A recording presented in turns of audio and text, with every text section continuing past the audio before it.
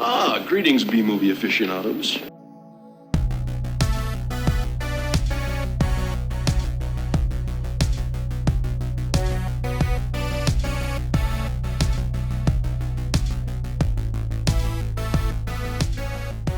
Hello, and welcome to Couple of Flicks. I'm Tristan.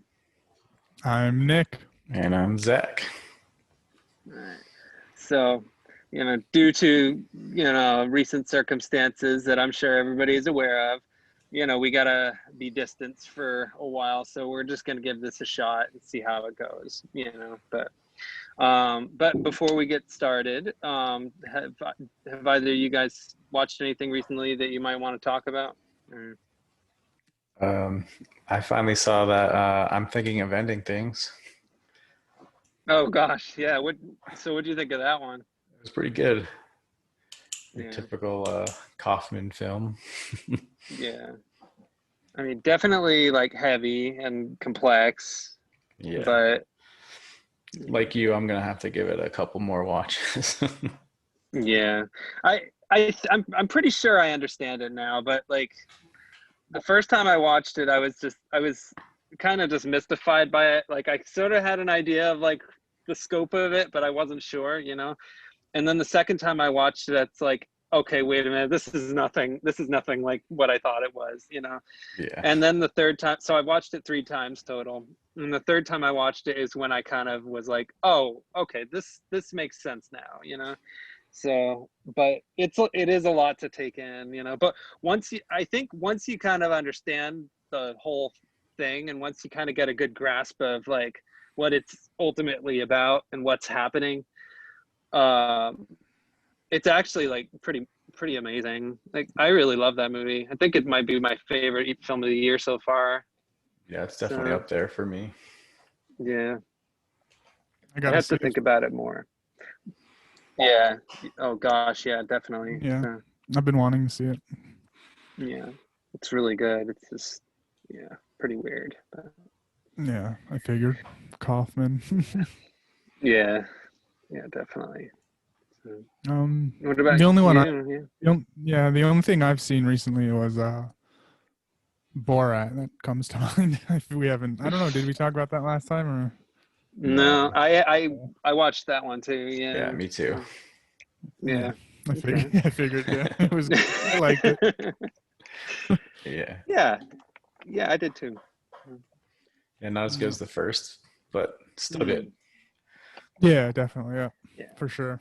Yeah, I was surprised by the direction it took, actually, like, because I thought it was going to be like, I thought they were just going to try to do more of the same with it, and I was like, all right, well, I mean, he's already done like 2 movies like that now, and so it's like by this point, it's like, do we really have to have the same story, So, when I watched it, I was kind of not really feeling it, but then I was actually sort of pleasantly surprised that like after the first like half hour or so, it actually ended up sort of going in a totally different direction and being like about his daughter, which is like, what? Okay, I didn't see that coming, So. Yeah, that was interesting. The father-daughter relationship thing. Yeah. So I ended up liking it quite a bit. I didn't like it as much as the first one. The first one is like a lot stronger, more confident. It just has like I feel like the first film is just more funny, just in general. Like as a comedy, it just works better than the second one, Yeah. But I still liked what they did with it. So it's hard. I bet it's harder to do after that first one got so successful. Like he's gonna get noticed now everywhere he goes and stuff. Yeah. So. Yeah. And I assume that they filmed this during like the COVID stuff too, because it seems like he started before.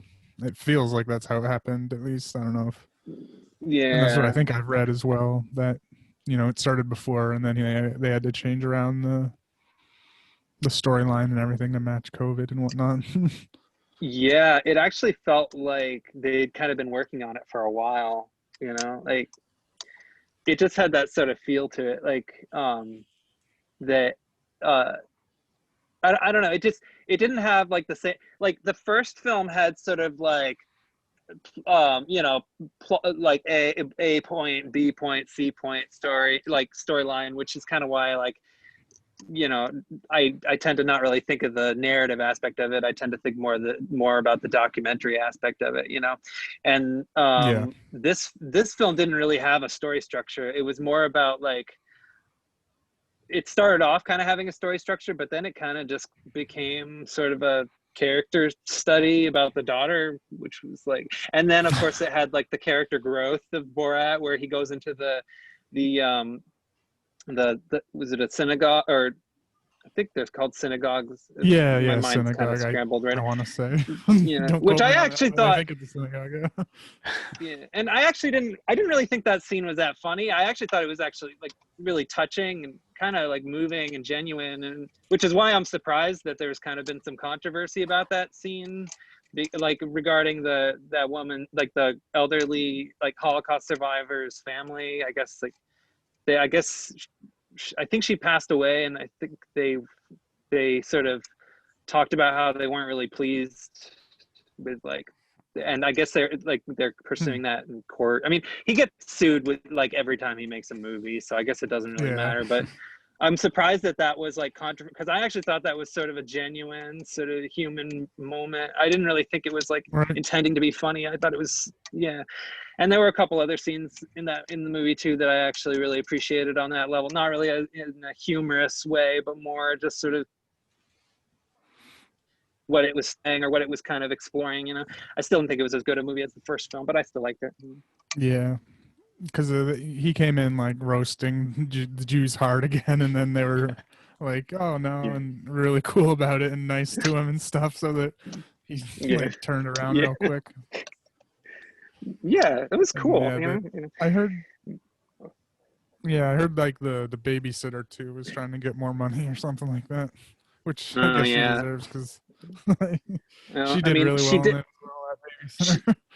She came out of it looking incredible, like an awesome human being, you know.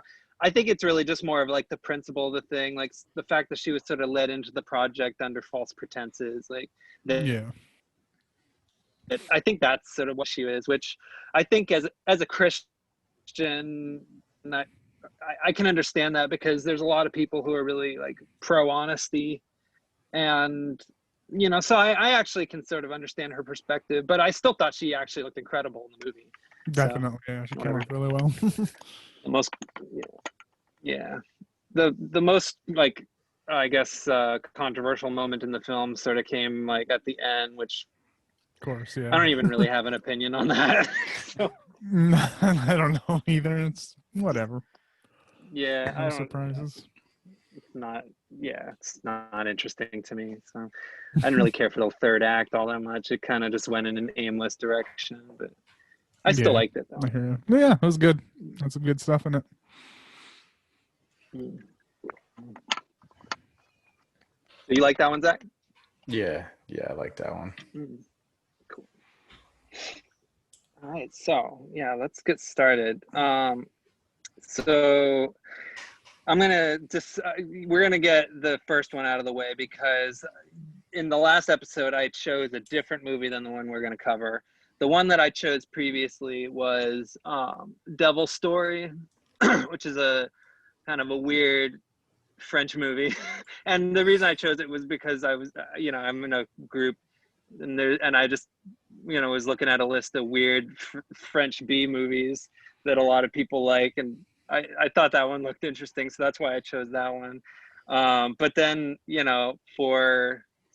because of certain circumstances, we weren't all able to view this film, so we're going to table that one for a little while. It's official release next year.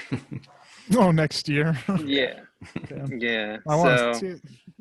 It's good. Yeah, it's worth seeing. Holy crap! I can't wait to talk about that one. I'll try to get to it. I'll try to get it sooner somehow. Yeah. Okay. Yeah. But anyway, so we went with a different choice, which is, I went with it because it was another French B movie. I don't know. I said. Yeah, I can't say if it was B or not. Yeah, I kind of feel like I was led into this movie under false pretenses. But the movie, the reason I chose it was because I was sort of, I was attracted to the title, which was Blueberry. But then I looked it up on Prime, and it wasn't under the title Blueberry, and I'm like, what the heck's that all about? Because I swore it was on there. So then I looked it up kind of briefly afterward, and I realized that it went by another title, Renegade, which is not a very interesting title in my opinion, but whatever. So the movie is called Blueberry / Renegade, and the reason I chose it was because I thought it was going to be kind of like a goofy Western thing. It really wasn't that at all. I wouldn't even call it a Western. Nope. I'm not sure what I would call this, actually. Wikipedia calls it an acid Western. I mean, it starts off like a Western, because so at the beginning of the movie, the main character, so the first basically the first 30 to 40 minutes of this movie are just a giant flashback, and that aspect starts off like a Western. The movie, it kind of begins the plot is like a Western, like a basic Western revenge story. Yeah, totally. It has the plot of a basic Western revenge story at first. At the beginning, it kind of starts off like that Johnny Depp movie, Dead Man, where, he gets involved with a woman, and then the woman's jealous husband shows up and tries to kill and kills her. And so then the jealous husband gets shot in the process.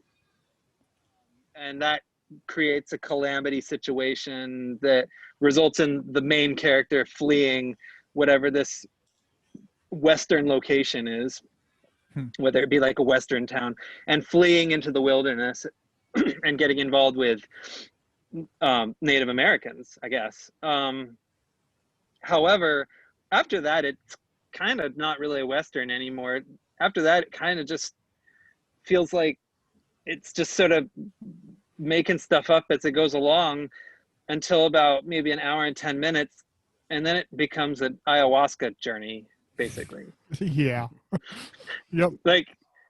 That's how you would describe it, right? Definitely 100%. Oh, yeah. Okay. So needless to say, this wasn't exactly what I thought it was going to be. So I wasn't really in the mood for an introspective type of oddball genre splicing film. So I didn't really enjoy it very much personally. Okay, right.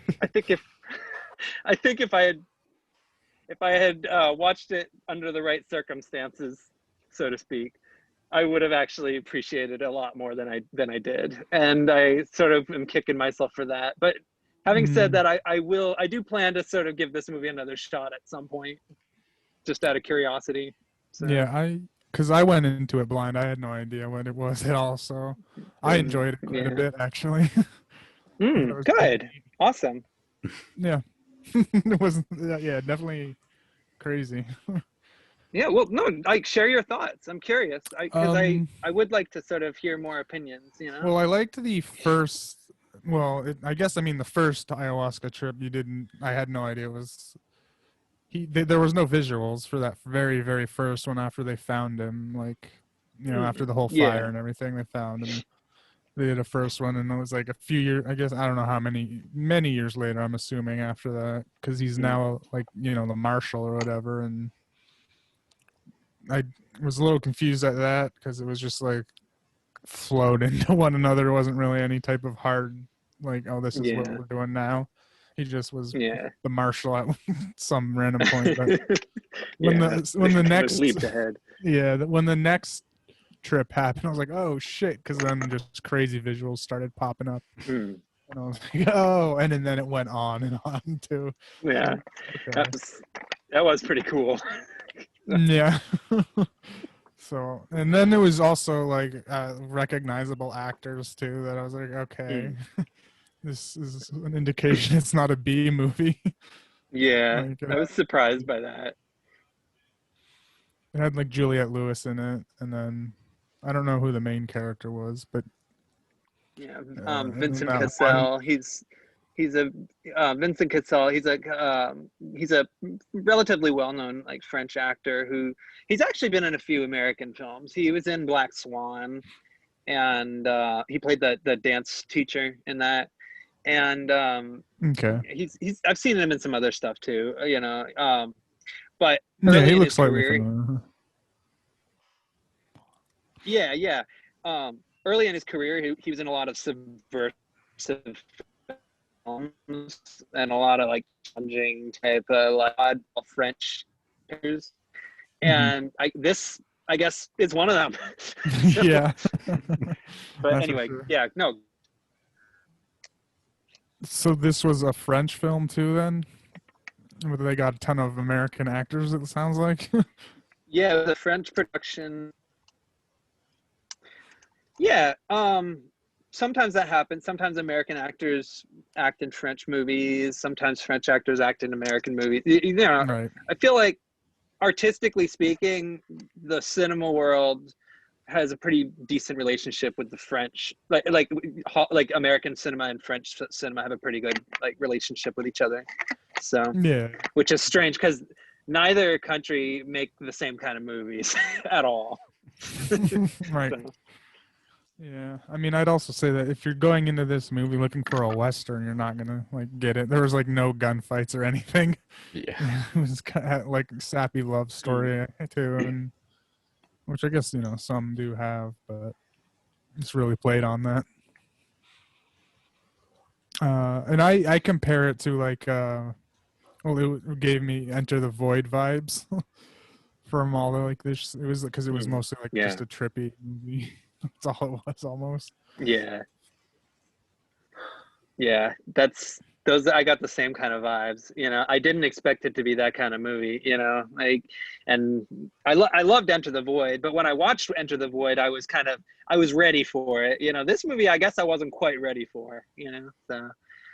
And I think that's like the thing, because if I'm going to watch a movie that about somebody going on like a journey, like whether it be like an existential journey or a drug journey or any kind of like journey like that, I want to kind of be ready for that, you know? And I had expectations that this was going to be like a cheesy, silly, weird, odd movie. And it wasn't that at all. It was actually really stylish and, you know, had like some interesting like ideas and concepts and approaches, and the way it told its story was unique too, and it was a little bit jumbled, and yeah, I enjoyed its quality, but I would have enjoyed it more if I was like ready for it, you know, because when I watched it I felt kind of in over my head, you know.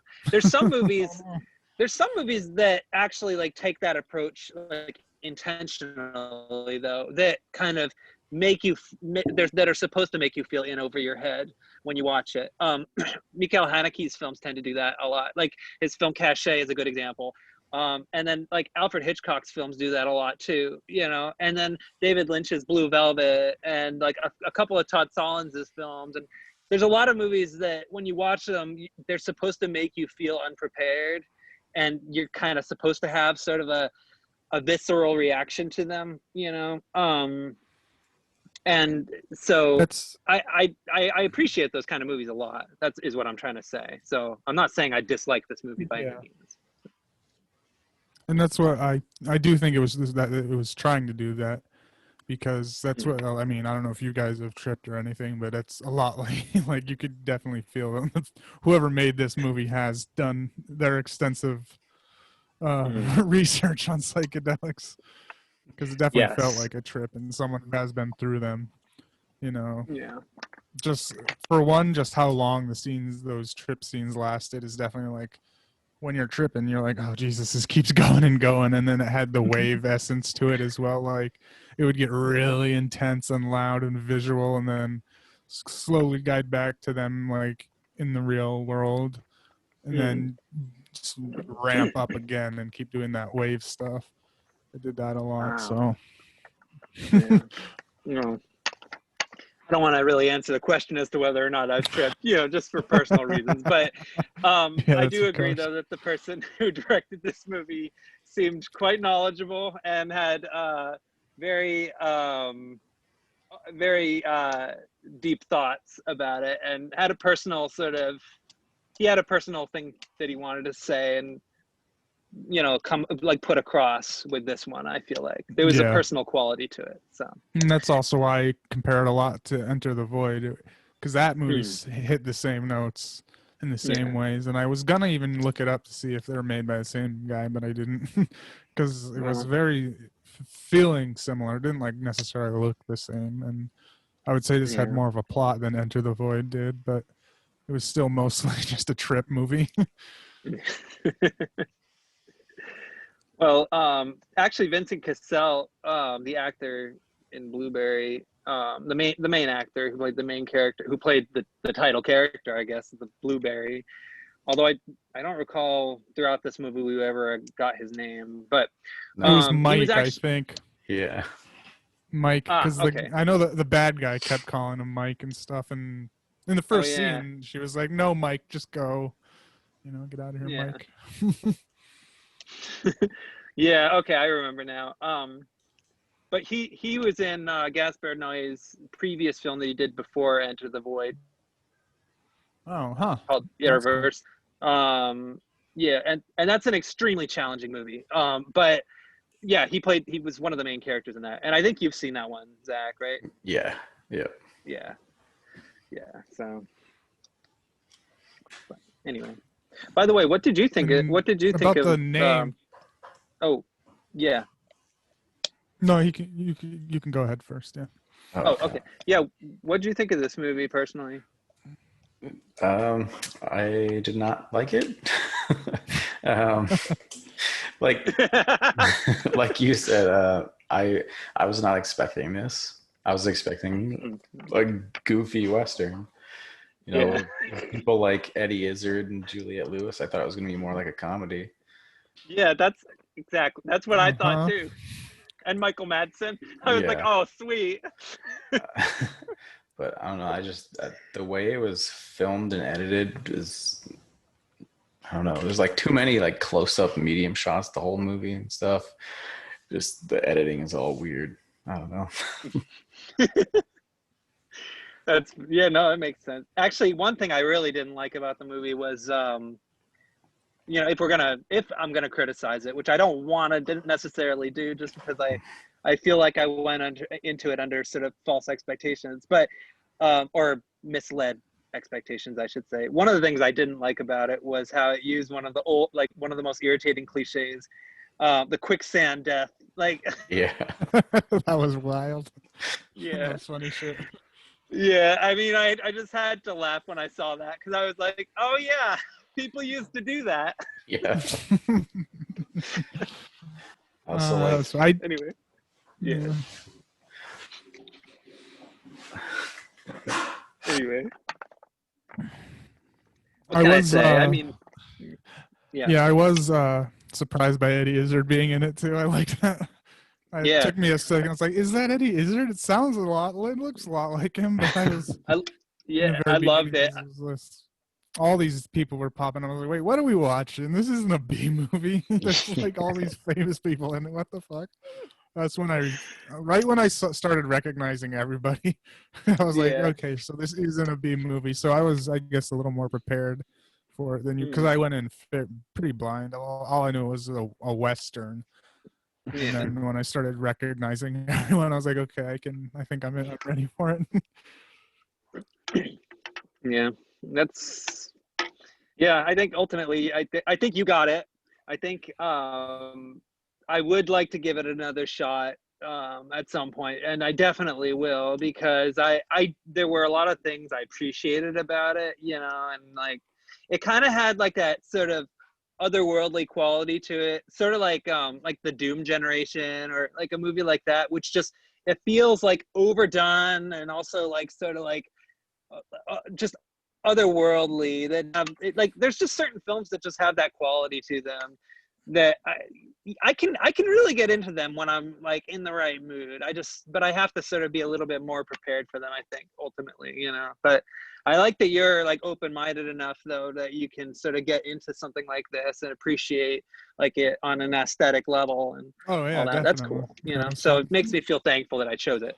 Yeah, it was cool. Good. Excellent. Yeah. All right. Do you have any final I'm thoughts, assuming Zach? one thing they did for the naming of it. Oh yeah. Should I go? Yeah, go ahead. I'll just go. I was just gonna comment on the naming yeah. of it. Is Oh yeah, you can go first. it's probably because I'm assuming it was the naming was because of just the translation from French to English or U.S. I'm assuming nobody in the U.S. would think a name called Blueberry was a Western, and they were just trying to market it towards like the Western fan base or whatever. Because Renegade has nothing to do with the story at all, but sounds better than Blueberry as a Western, I guess. Yeah, I chose it because it was called Blueberries. Yeah. Yeah. So, Yep. so, it's like, why would a Western be called Blueberry? That has to be like a joke, and there's a lot of people You'd on figure. this group. Yeah. And there's a lot of people on this group that I was in that really like this movie, and they're French, a lot of them. But yeah, they were like talking this one up and saying it was a classic, all this stuff. I was like, all right, I'll check it out. French B movie, why not? Now, and I feel like they were almost maybe playing a game on me, perhaps, or I don't know. Maybe they thought I'd appreciate it, which I don't do. But it was like, oops. It was like an oops kind of movie, I appreciated it. Yeah.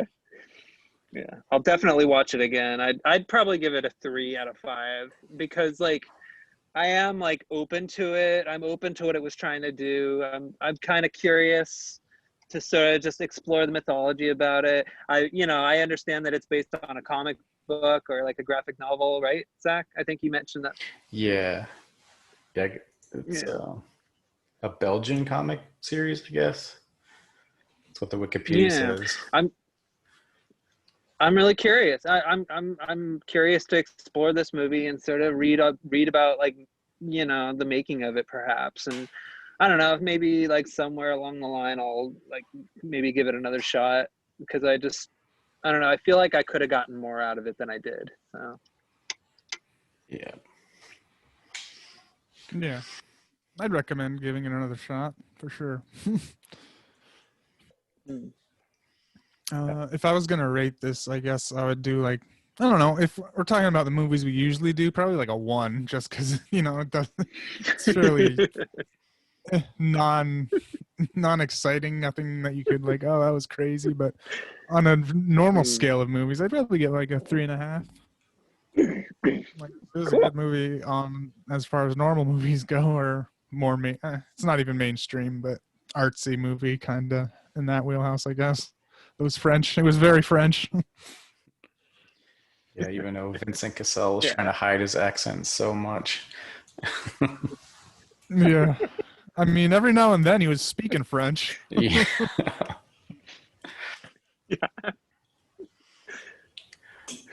I would give it a 1. I definitely would rewatch it, and I think because it was like not good quality on the version I watched, that had a little bit of something to do with it. But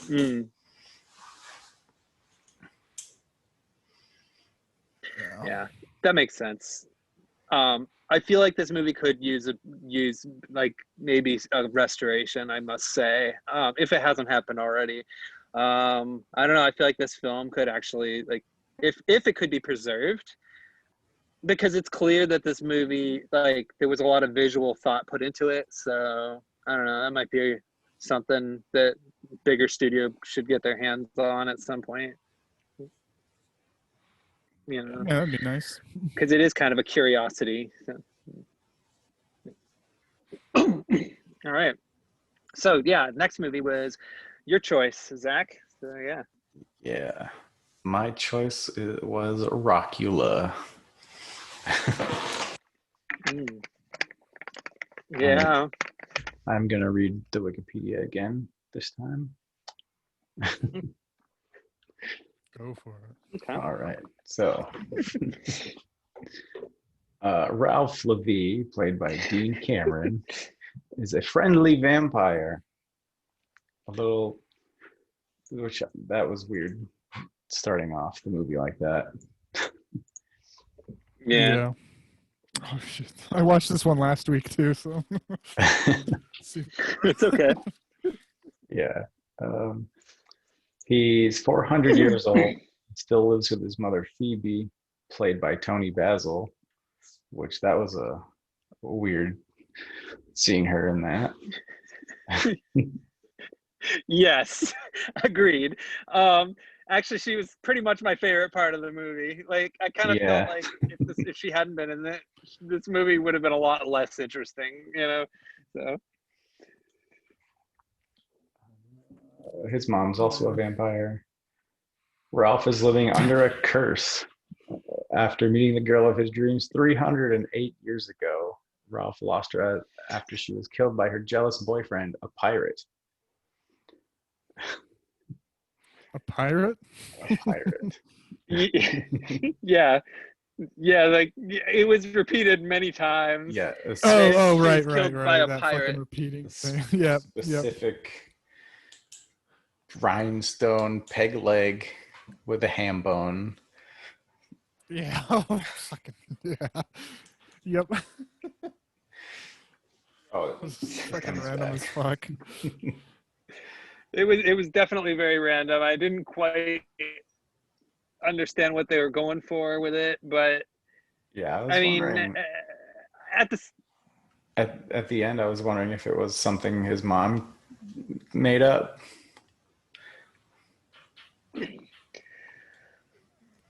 I mean, I suppose that's possible. You know, I guess like he lived long enough that he lived during the time of pirates, perhaps.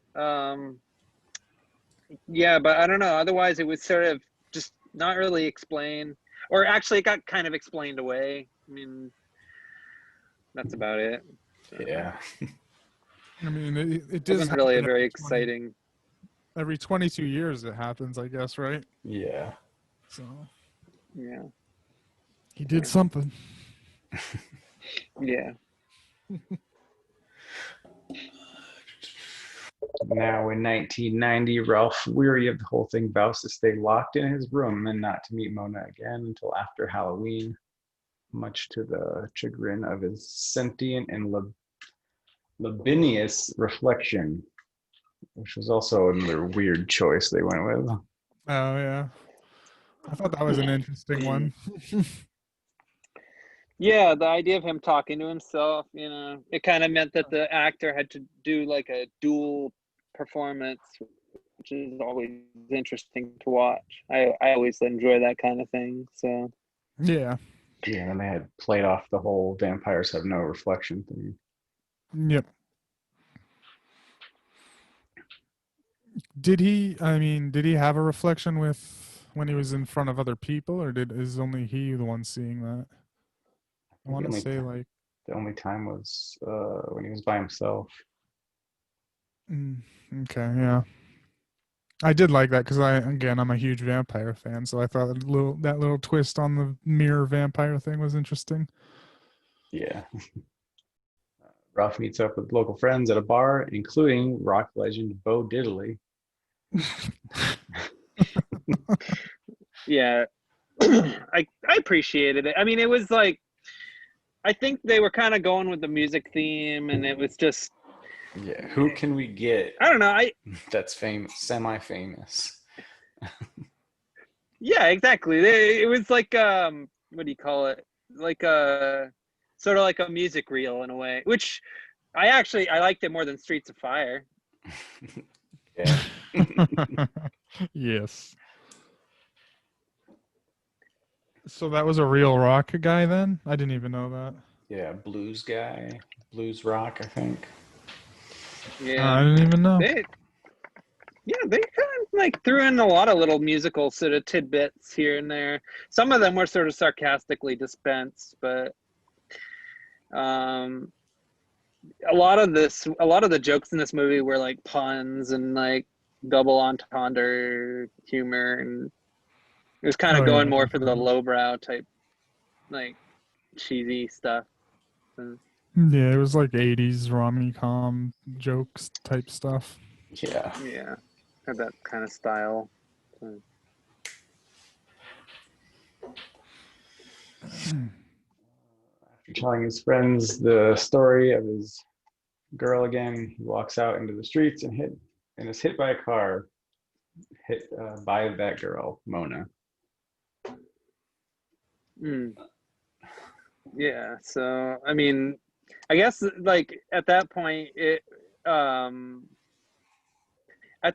kind of obvious like what's gonna like what direction it's going in, you know. So what did you guys sort of think about like how it all like unfolded? I mean, because like it all started off with like a giant introduction to him and his sort of like lifestyle and all that stuff, and then like once like she got involved, it was sort of yeah, it was kind of predictable at that point. Yeah.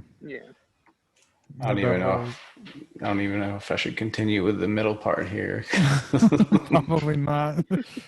I mean, you can go ahead. I mean, she's in a band, so he wants to be in a band, and his band name is Rockula. But he also plays under Rapula at one point. I liked that rap. Yeah. It was pretty catchy. Yeah, that was my favorite part of the movie. That was the only good musical number they had. I hated the rest of them. You had that weird Tony Basil one. Mm-hmm. Oh, I like that one. I have to admit. Yeah, I mean, it was annoying and catchy at the same time. Like, what was that? It was weird. Like, it seemed like his mother was trying to seduce him. Yes, it did. I mean, yeah, it was totally. I'm assuming it was his vampire mother, though. So it might not have been his birth mother, like the one who made him. So. Oh, true. That's what I was picking up. So they could do it. I think they do that in other vampire movies. I feel like I've seen that in something else. Wasn't there like a teen vampire movie or like a movie from the 90s or like the early 2000s or something about like teenage I don't even remember actually, but like I feel like that did something like that too. No, I think. Oh, go ahead. I think True Blood's done it. That's what I was gonna say. Yeah. There was that too. Yeah. And it doesn't feel too incesty or whatever if it's like a vampire being making someone like turning them. It's essentially just a bunch of demons like having an orgy, and that's about it. I mean, when you really think about it, that's basically all that vampires do with each other. Yeah, and a lot of times in those cases, the human wants to be turned anyway. Yeah, that's true. You know, Anne Rice kind of did that sort of thing with her books. Yep. And yeah, I've seen it in other vampire movies and vampire books and vampire things, stories, other things. And yeah. But. Yeah. Not much really else that happens. The girl's manager wants to be the pirate to kill her at some point because of his mother. Oh yeah, his mom gives him all this stuff, right? Yeah. Yeah. Yeah, there's not a whole lot else that happens. Just like a couple music performances. And then like eventually you get to the climax where the girl like gets kidnapped basically, or and then and they where he has to prove that he's a vampire and he turns into this weird fat midget bat. That was hilarious. That was kind of funny. Yeah. It was goofy looking for sure. Yeah. And then, oh gosh, okay, so this is another movie where the villain dies in a stupid way, which is that's always kind of a disappointing thing when like you're watching a movie and the villain dies in a way that like you kind of it might not be expected, but it's just kind of silly and cheesy. Like, yeah. How was it again? I don't even remember actually. It was like I remember that like somebody said something stupid, and then like that was it. I don't know. Oh, let's see. He turned into the bat, and then it scared him into his freezing chamber coffin thing. Yeah. Oh, The thing that he made. right. Okay. Yes. That was real dumb. Yeah. Yeah, he just startled him and he fell into it or something, right? Yeah. Yeah. Yep. It's like okay, whatever. And then he said what he didn't he say something in response to that like So yeah, some pun. yeah, I don't even this movie was not very memorable, I gotta say, because like No. it barely had a plot. Yeah. I watched it 2 days ago, and I half of Yeah. it's like gone. Yeah, I watched it most last week, so yeah, I'm looking through pictures and stuff trying to jog my memory. I'm like, okay, I yeah, remember the like bat most thing. most of this movie's just gags. I watched it like 2 weeks ago. Like so you can't even imagine. Like this movie just really did not stick. I hate to say it. No. I'm into vampire stories. I didn't really find this one particularly groundbreaking in any way. I like the fact that they like tried to do something kind of different with the vampire lure and tried to sort of get creative with it. I'll give them credit for the music because I know the music might not really be for everybody, but I did enjoy those aspects of it. But the movie didn't really have much anything. Like there wasn't really a whole lot of personality to it. And yeah, like the humor, it was pretty much just like I said, just sort of sight gags and sort of puns, basically. Just like a lot of vampire puns, and then like a lot of like cheesy sort of images here and there of like stereotypical kind of vampire stuff. Like it just, yeah. I dug the whole like character aspect of it. I like the fact that like the beginning of the movie sort of followed his sort of life, and I thought, okay, maybe they're going to do something interesting with this. But once it becomes like a romantic like movie, nothing really happens in it. Yeah. So Yeah. the mom sings a song. There's a couple concert scenes. Not much else to say. Yeah, that's pretty much it. So, One of the little funny gags I liked was he was walking by one of those funhouse mirrors, and the dude was talking shit to him. Oh yeah. He made yeah, like a dick joke. He's like, "Well, one of these make it any bigger?" yeah. So that was funny. No, that was good. There were some jokes I liked. There were parts that I did chuckle at. I just don't remember what they were. Yeah. I do remember chuckling at them. That's about it, though. So. Yeah.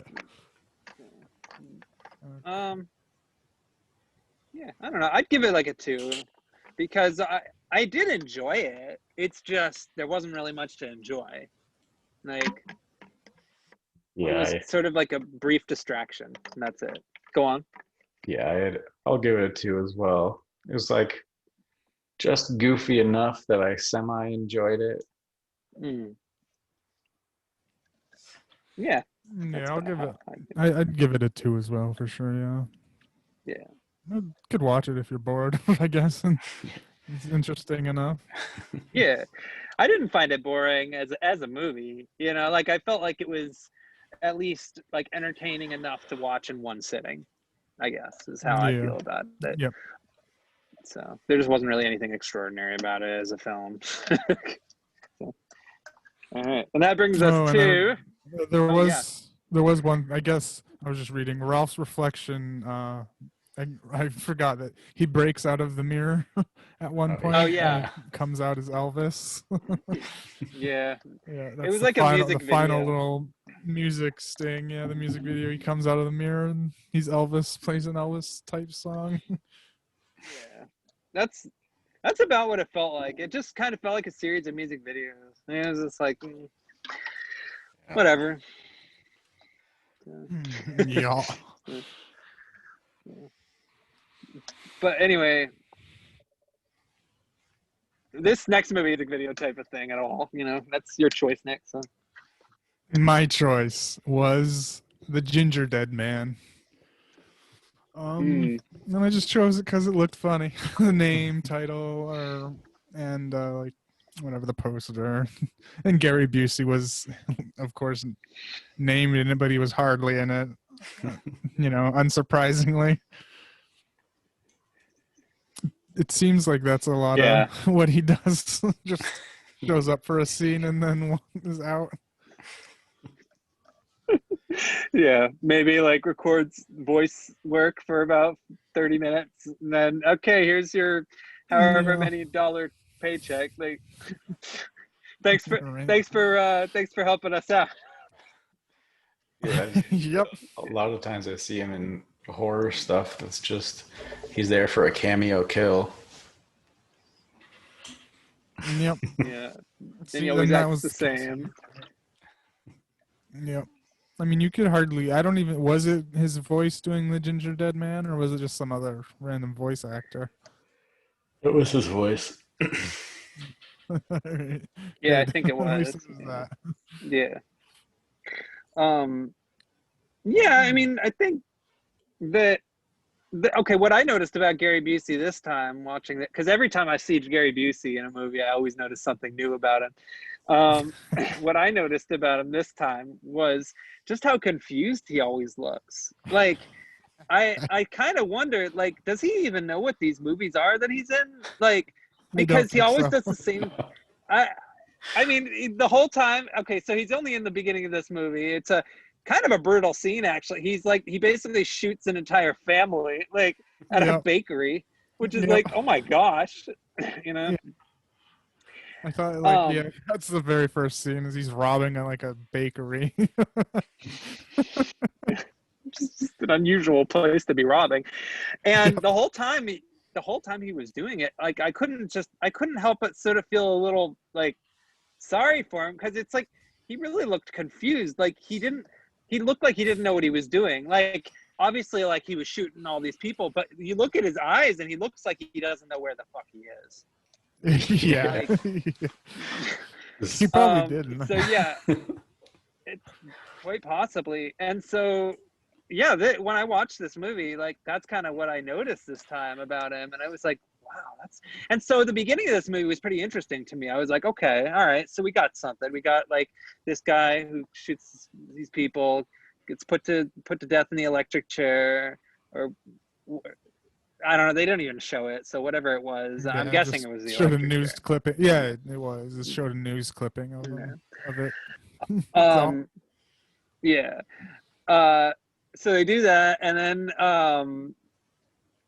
and then, like, so it's like, okay, so then it's like, all right, let's see what happens. So this movie had a pretty good, like, it had good momentum at the beginning. I felt like it's like, ooh, this could lead to something, like, pretty cool. This could lead to something pretty interesting, pretty funny, you know. Let's check it out. Anyway. Yeah. So after the first scene, it skips to 2 years later. It shows, because he kills the father and the brother of the main character, who's this girl that's now running the bakery with her mother, and it cuts to 2 years later. Her brother's birthday would have been his 21st birthday. They were gonna go to a titty bar somewhere, because it takes place in Texas, I guess. They were gonna, she said, wherever you are, as she was, like, remembering her brother, wherever you are, I hope they have strippers and Lone Star. That was a stupid little line of, like, oh yeah, I appreciate it. I hope in heaven they have strippers and beer. Yeah, that's, I'm sure that's somebody's ideas. That's somebody's idea of heaven. But yeah, go on. Oh, yeah, a lot of people's, I'm sure, for sure. Yeah. Yeah, So, for that day, sure. I guess, like, a few days. Yeah. So a few days prior is when he was electrocuted, I guess, and cremated. And the main girl, gets a package of gingerbread spices, and like before, because it wasn't even revealed that when she got the package that he was cremated and whatnot, but right when you get it, you're like, okay, that's probably his ashes. They proceed to make some gingerbread flour or whatever, and one of the workers cuts himself and immediately puts his hand over the gingerbread flour mix. I thought that was so fucking stupid. That made me laugh. He goes, ow! And then instead of like bringing it away from the food, he like immediately puts his hand over the food. And some blood mixes with the dough, which of course. apparently You gotta have that. Yep. That's all it takes to create a demonic gingerbread man, I guess. I guess so. Who knew? I mean, it could have just been like cookie dough that came to life. Like the dough could have just turned into a cookie that came to life and tried to kill them. That could have just been the whole plot. They didn't even have to have the blood, like sacrifice stuff in there. That was like excess fat so dumb. on the plot. Yeah. I mean, they needed Charles some. Band. You are very correct. It is Charles Band. This is a full moon production, so intelligence is probably not something that one should expect when it comes to the plots of these, because you got to understand these tend to be made by a small crew who they're just doing it by the books and having a great time doing it. Like that's generally what these movies are. They put out a lot of like what they used to call in the 90s Euro trash pictures, like Bloodstorm and like Subspecies and all these other movies. Like that's kind of what they're known for. And so this is kind of another in their long line of Z-grade classics, which I've seen more than a few of. Yep. Yeah, I mean they had to pad it because it was only like an hour long, like 70 minutes, but with credits, like a long opening credit scene and then a super long ending credit where they were just like showing a highlight reel of each actor for I don't know, at least 10 minutes was like the back end credits, and that was the full 70-minute runtime. So it was less, I'm pretty sure, less than an hour long actual narrative. Yeah, that's actually they had pretty to pad much it out my where main they problem could. with the movie. Agreed. Like that's actually my main problem with the movie ultimately, is that it starts off so good and then it kind of like goes in sort of a typical direction and then it just suddenly ends.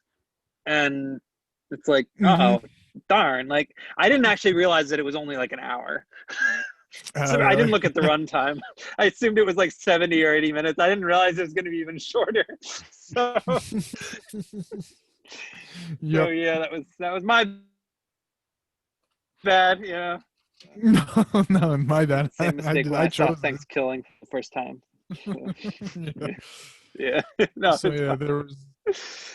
I guess the list of characters I'll go over real quick was the main girl.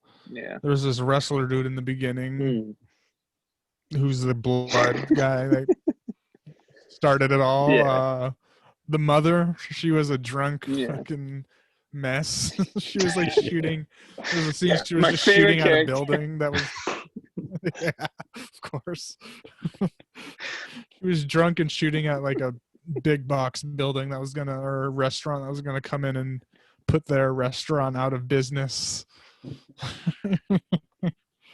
And then there was Miss lovely. Pretty Face of Waco. Oh yeah, shooting the sign. You could tell they had very limited they shot in like one room, and that was just like a cut to shot of just someone unbuttoning a flat or a banner. Yeah, definitely. Yep. Yeah, no, I had a good time. I was like, oh God, The you know, drunkard mother. Yeah, no, like the setup is awesome. Like I'm ready to watch these characters, you know, get messed up. Mm-hmm. Then the stuff with the cookie happens, and then it comes, and Yeah, so yeah, I was surprised about there being such a thing as a walk-in oven. That just I'm, I'm not in the restaurant business or anything, or never have worked in it, but I yeah. don't think those exist. I'm not sure. Walk-in ovens. I mean, it seems like kind of a dangerous idea. Like Yeah. maybe they exist, but I don't know. I've watched like Gordon Ramsay a few times. My knowledge about kitchens is not really particularly extensive. You know, I did used to watch a lot of weird like European cooking shows when I was younger, and like I mean I mainly watched them because I thought the accents were funny, but I also actually thought what they were about were interesting too. You know, some of them were really Yeah. stupid and cheesy, you know, but a few of those, and I don't recall any walk-in uh oven thing like ever, but who knows? Maybe it's an American thing. I don't know, because it was the same door as the walk-in fridge too. Like they just put a blue light a blue light behind it when it was the fridge, and a red light behind it when it was the oven. And so like, because you could tell they were working in Yeah. a very small room too, because they would do like a annoying like tilted camera, and they would take a few small steps to make it look like they were passing a whole friggin' larger room. I could tell with the camera angles and whatnot, and that they were trying to Yeah. make as much room out of one small filming area as they could. So it seems that they Yeah. just used the I same pretty much. door for the same door for a fridge and an oven. They couldn't get a real Yeah. oven, I think. Probably. Yeah. So the killer cookie. What were your thoughts on that ultimately?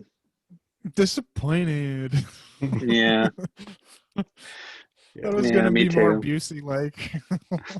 I wanted it to be more. Because I couldn't even tell if it was. I mean, there were definitely some lines I could, but like wasn't acting all Busey as much as I wanted it to.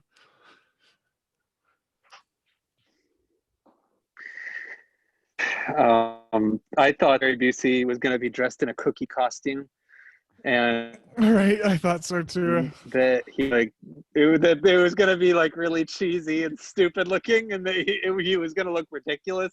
And I was so ready for that. And then it didn't happen. It was like a weird kind of Chucky creation type thing that looked kind Yep. of cheap and like fake. And it was like, oh, damn, Yeah, it was darn. totally Like, a I didn't Chucky want. ripoff. Yeah, like I was expecting, I was expecting something like really funny. I wasn't expecting like, bone chillers level or goosebumps makeup type stuff. Like it's like, oh Right, darn. yeah. So, I don't know. And it Do you was how do tiny you feel too. about the movie, Zach? Um, Yeah, yeah. I know. I agree that it was too small. Like, it was like, oh darn, it's too small to be threatening. Yep. So, but what were your thoughts about it? it was, yeah, underwhelming. I thought it was going to be Yeah. more slasher-ish. I mean, it was, but it wasn't at the same time. Like I knew it was going to be the small thing because I've looked into full moon stuff, but it was still Yeah. underwhelming actually seeing it on screen. Yeah. Yeah. Only Yeah. only 2 people died in it too. That I can. Yeah. Right. Just Yeah. Miss Pretty Face of Waco and her dad. Yeah. Yeah. Aside from those two, it was just the people at the beginning, and that's it. Like, and so that's like maybe like 5 people Oh total, right. which Yeah. is like, but the 3 like at the beginning, that's like almost a separate, like, that's that's not the cookie that's killing them. I mean, that's that wasn't the slasher part. That was the setup. yeah. Those It's don't just count. Gary Busey Yeah. looking like he just kind of stumbled into the film. Like They probably that's it's it. like a one day, definitely just a afternoon shoot with him. Can you Yeah. get Busey? I wouldn't even be surprised if they recorded his audio right there in that very room. Like Yep. that's the kind of stuff they do. You know, they're like even below the level of Roger Corman. Well, actually, maybe I wouldn't say below the level of Roger Corman, but like the difference between them and Roger Corman, though, is that Roger Corman actually knew how to make a good movie. You know, and when he didn't make a good movie, it was usually like because he was like doing something else with it. But like I kind of consider him sort of like the Walt Disney of B movies, though, like in a certain like for a certain degree, like in a certain way, because he excelled at this kind of thing, like making movies within the span of like a day or 2 days or a week with like a skeleton crew of maybe like 8 people total and like a plot that like barely makes sense, you know. And he made a lot of those movies. He's made hundreds of, or was involved in the making of hundreds of those kinds of movies, and a lot of them are actually good. So when it comes to something like this, it kind of feels like the cast, you know, and the crew probably like didn't really put a whole lot of effort into it. They were just kind of like sort of going off the novelty of it alone, you know. Definitely, yeah. The acting felt that way. Yeah. So yeah, the Gingerbread Man's out and about, causing terror. The phone lines are cut. They forgot their cell phone charger. Typical, you know, dumb horror movie shit. Yeah. Which I like the fact at one that it was point, a charger this time. So. Yeah, at one point they were like, "Why don't we just leave?" And the answer was like the guy, like the Miss Pretty Face's boyfriend, was like, "Nah." No, or they were just like nah. And then they actually did try to start leaving, but apparently during that time he booby trapped all the exits because Miss Pretty Face got annihilated, like just a knife right in her skull, which was one of 2 deaths. Yeah, the two that was one of them, and the first one was her dad getting crushed by the gingerbread driving a car. Yeah. And then also like it was another. I was gonna say, sorry, the mom, she like gets knocked out, but she doesn't die. So, but anyway, go on. Yeah, no, she gets knocked out, her finger cut off, and she was in the oven, the walk-in oven for a while. Yeah. So, but she lived. Yeah. And there's the mother's helper. She was knocked out and put in the freezer with like frosting all over her, and put cherries on her breasts.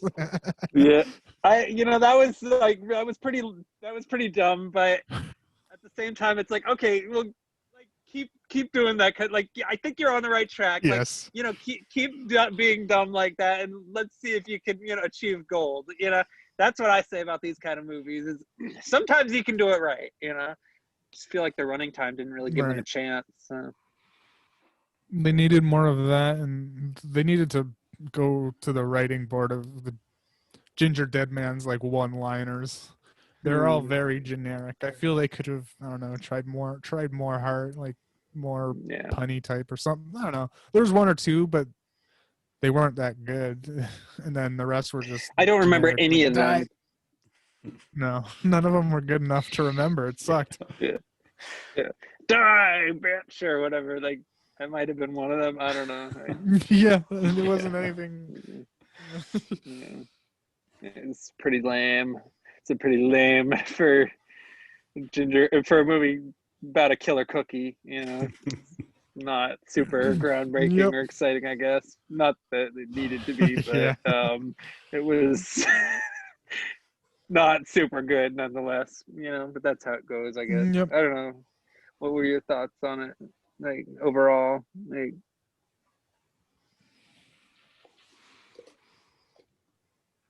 I mean, I thought it was all right, but not good at the same time. Like, Mm. I was disappointed with I don't know. I just didn't feel enough Gary Busey was in it. And yeah, it was just very straightforward, hour-long, cheesy thing. I agree. They should have done more goofy stuff, silly stuff like the frosting chick and stuff like that. And then I guess it ends with the wrestler guy. He comes back from his wrestling match and eats the Gingerdead Man, which was a funny little stupid ass scene. Because at first it shows a shot of him biting his head off, and then it goes back to the gingerbread dead man's head screaming like he's getting eaten and whatnot. But the very first thing that was eaten was his head, so it was just a bad edit, cut, whatever the fuck they were going for. Like, and the wrestler, so the wrestler ate him. He says, "Got milk." That was his one-liner at the end. And at the very end, he gets taken over by the Gingerdead Man because he ate him, and they push him into the walk-in oven to kill him. Yep. The end. That's about it. Yeah. Oh, yeah. There was one funny line it was a dumbass line. It was the wrestler came in and he was all prepared to kick his ass, but he just had a gun on him, and he was like, "Oops." It was funny. Oops. Also, I don't know, was there like, did he get was there like one last thing that happened like right before the credits or something, or did it just like suddenly end? I feel like there was something else they had like some kind of that happened, or maybe I'm just there was like a year later or several, I don't know, however long later, there was like a bake sale of some sort, and they brought over some kids were asking for gingerbread cookies, and I don't know, some teachers or something brought a box of them, but it didn't look like the Gingerdead Man or anything, except for their eyes turned from like droplets of candy to googly eyes. It was fucking stupid with ominous music. Oh, jeez. And then there's 3 more of these movies. Yeah. So there's 3 more Gingerdead Mans. 3 more or 3 total? I guess 3 more. Damn. And isn't one of them a spin-off or something? It's a crossover with their other series, Evil Bong. Okay. Nice. Yeah. I see what these guys are going for. Great. Yeah, all right, yeah, let's give it a shot. No, but okay, so yeah, there's like, they made a bunch of Evil Bong movies, and one of them is like Gingerdead Man versus Evil Bong. Yep. Okay. That's exactly the title. Awesome. Shit. Yeah. Lovely. Okay. Well, anyway, do you have any thoughts on this one, Zach? It could have been better. I'm definitely interested to watch the sequels, see if they do make it any more goofier. But who knows? Well, I just read the plot for the third one actually right here, and it sounds hilarious. Oh, okay, excellent. The third one Excellent. sees the Gingerdead Man travel back in time to slash his way through a roller disco competition. Huh. Okay. And that's Gingerdead Man 3, Saturday Night Cleaver. Wow. It does sound pretty awesome. It sounds almost as awesome as it's my favorite plot summary. Like it's a movie my dad has on VHS, and I always forget the title. Ghost something, and it's about like a bunch of swimsuit models that find a ghost ship. And I really want to I want to find that title because I'm curious to watch that one. I still haven't watched it, but Yeah. Anyway. Nice. Or wait, or maybe I did watch it, but I just don't remember it. Like, yeah, I don't think I've seen that one, but I could be wrong. I don't remember it if I did. So I've seen like a lot of them. I like a lot of bad movies. So I don't know. I'm sure if I rewatched that one, I would remember if I'd seen it before or not. But Yeah. anyway, so yeah, Gingerdead Man. Yep. I mean, yeah, okay. that's about it. It's pretty straightforward. Yeah. All right. So I'd Nothing to probably give it like think hard about. either like a 1 or a 2, probably like something low, more than likely, because it could have been better. So. Yeah, I was gonna give it a 1.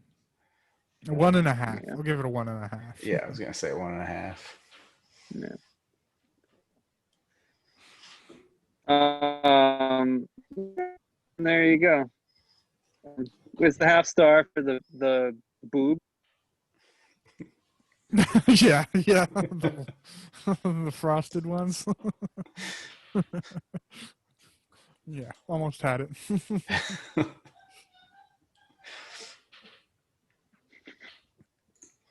Okay. Anyway, cool. All right. So, all right. So, yeah. Do you guys want to pick next week's, or not next week's, but like the next 3 for next time? Yeah. Yeah. Okay. Cool. Do you want me to go first? Sure. Okay. All right. I'm gonna choose one that I think I've already seen, called Beanstalk, which they used to play in, not like on TV all the time in the 90s, and I didn't realize it until like recently, but or I think I might have realized it like last year, sometime not so super long ago. That was put out by Full Moon. Okay. So I'm just More kind of, full moon goodness. yeah, I'm just kind of curious to rewatch it, because like I don't remember it that well, but I do remember like it playing on TV, and I don't know. It sounds so stupid. It's basically like Jack and the Beanstalk, but I'm just curious, so I'm gonna choose that one. Okay. What was the title of it? Beanstalk.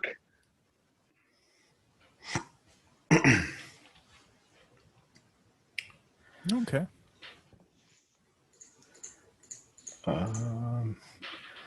So I was gonna, since the next time we record probably was gonna be like around the first week of December, I'm gonna choose a Christmas movie. Oh, good idea. I'm gonna go with Santa with Muscles. Nice. Hulk Hogan. Okay, cool. Excellent. I'm ready for another Hulk Hogan movie. And Clint Howard. Nice. Oh, wow. Okay. All right, I am down. I'm trying to. I think it might be this one.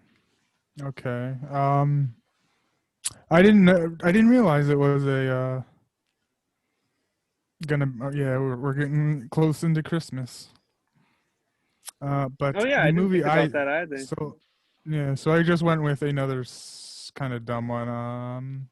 I believe it's called Spy High. Spy High. Yes, or Okay. Task Force 2001. I'm not really sure on the actual title of it, but Okay. yeah, it has a little one of those two All right. names: Task Force 2001 or Spy High. Is what I'm seeing it as. All right. Okay.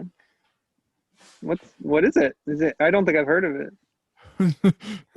It's like a teenage spy movie, I think. Like they're in high school spy. All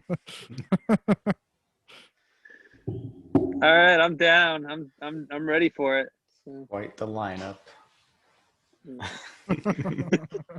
Yeah. Okay, so we got a Hulk Hogan Santa Claus movie. We got a teenage spy movie. got. What did I choose again? Beanstalk. Yeah. Okay. And we got a Jack and the Beans. We have a Jack and the Beanstalk movie put out by Full Moon Productions. So this will be an interesting triple feature. Yeah. Hell yeah. All right. I'm ready for it though. Yeah. Cool. All right. Well, until next time, stay safe and take care. And that is all. So Yeah, peace. stay safe. Have a good one.